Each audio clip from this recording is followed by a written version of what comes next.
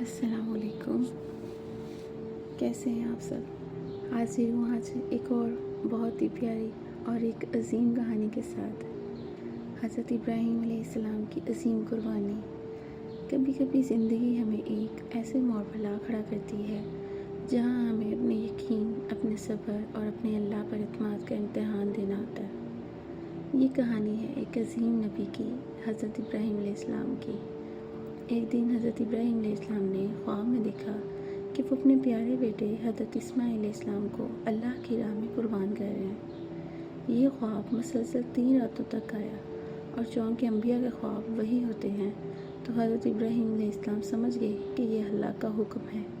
سوچیں، ایک باپ اپنے اکلوتے بیٹے کو، جسے برسوں کی دعاؤں کے بعد پایا ہو، اللہ کی رضا کے لیے قربان کرنے کا فیصلہ کر لیتا ہے۔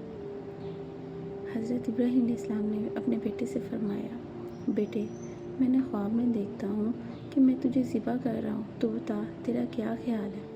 اور حضرت اسماعیل علیہ السلام ایک نوجوان مگر پختہ ایمان والے بیٹے نے جواب دیا، ابا جان، جو حکم آپ کو دیا گیا وہ کر گزریے، انشاءاللہ آپ مجھے صابر پائیں گے۔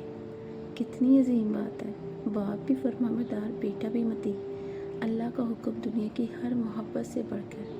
اور جب حضرت ابراہیم نے چھری چلائی تو اللہ نے پکارا، اے ابراہیم علیہ السلام، تو نے خواب سچ کر دکھایا، بے شک ہم نیکی کرنے والوں کو ایسا ہی صلہ دیتے ہیں۔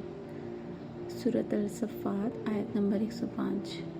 اللہ نے حضرت اسماعیل کی جگہ جنت سے ایک دمبا بھیجا، اور یوں یہ عظیم قربانی رہتی دنیا تک کے لیے قربانی کی مثال بن گئی۔ سبق: اس کہانی سے ہمیں کیا سبق ملتا ہے؟ جب ہم اللہ پر مکمل یقین رکھتے ہیں تو وہ ہمیں کبھی تنہا نہیں چھوڑتا۔ وہ ہماری قربانیوں کا صلہ ضرور دیتا ہے، دنیا میں بھی اور آخرت میں بھی۔ آپ بھی یاد رکھیں، اللہ پر بھروسہ کیجیے، قربانی دیجیے اور صبر کیجیے، کیونکہ اللہ صابرین کے ساتھ ہے۔ حاضر ہوں گی نیکسٹ ٹائم ایک اور بہت ہی اچھی اور پیاری کہانی کے ساتھ۔